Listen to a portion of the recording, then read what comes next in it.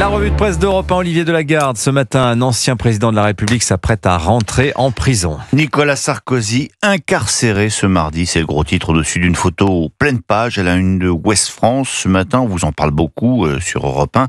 Alexis Brézet va lui consacrer son édito dans un instant. J'y reviendrai moi-même longuement dans la revue de presse de 8h45. Mais l'autre actualité, mis à part l'embastillement d'un ancien monarque républicain, c'est bien sûr le vol des bijoux de la couronne, parce qu'ils ont volé l'histoire de France, titre Le Parisien aujourd'hui en France.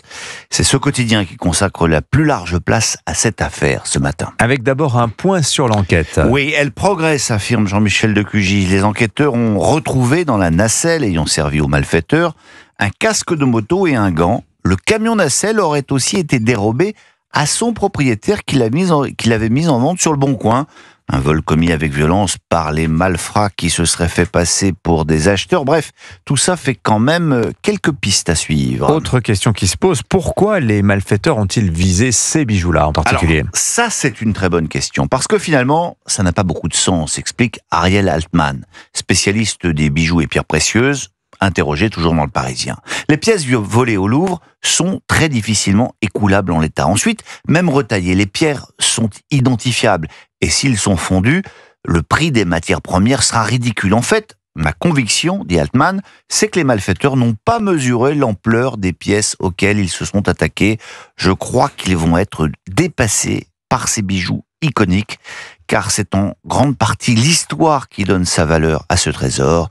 C'est comme si les voleurs avaient volé Guernica. Ouais, reste à savoir pourquoi ces pièces n'étaient pas mieux protégées. Eh bien parce qu'en France, nous n'aimons pas ces bijoux et surtout ce qu'ils représentent.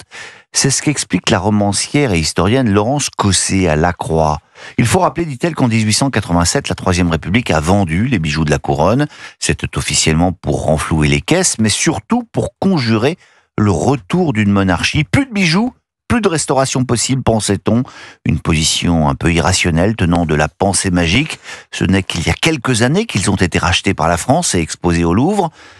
Question d'Emmanuel Giuliani, cette méfiance envers les bijoux du pouvoir est-elle typiquement française ?